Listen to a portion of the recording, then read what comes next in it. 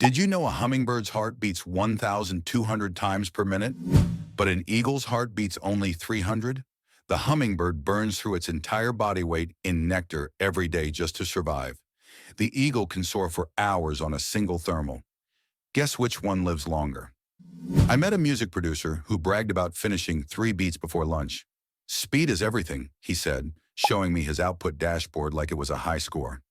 6 months later, I saw him again. Same frantic energy, same rapid-fire production. But when I asked what he was proudest of, he went quiet. "I'm faster than ever," he admitted, "but I can't remember the last time I made something that surprised me." We're living through what the Department of Jazz calls the velocity trap, the delusion that faster always equals better. But jazz teaches us something radical. The space between notes matters as much as the notes themselves. Miles Davis revolutionized music not by playing faster, but by discovering what happened when you slowed down enough to hear the silence. The digital world has weaponized our impatience. Algorithms reward daily uploads over deep work. Social platforms favor quick reactions over thoughtful responses. We've created systems that mistake motion for progress, activity for achievement. But here's what those systems don't tell you. Mastery has its own timeline, and it can't be hacked.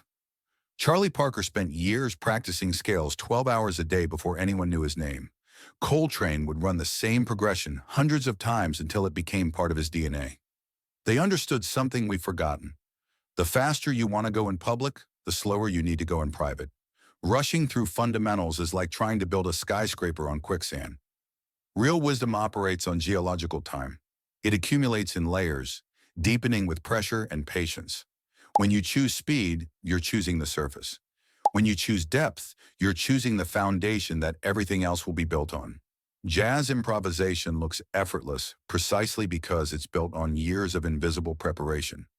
There's something insidious about the culture of speed. It doesn't just affect your output, it rewires how you think.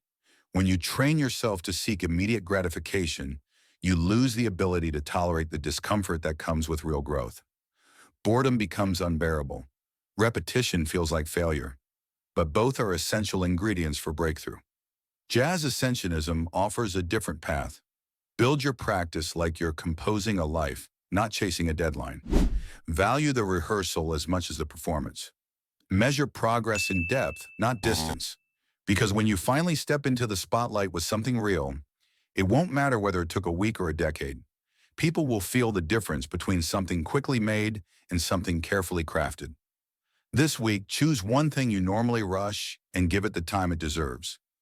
Not because slow is always better than fast, but because wisdom knows the difference between when to sprint and when to savor.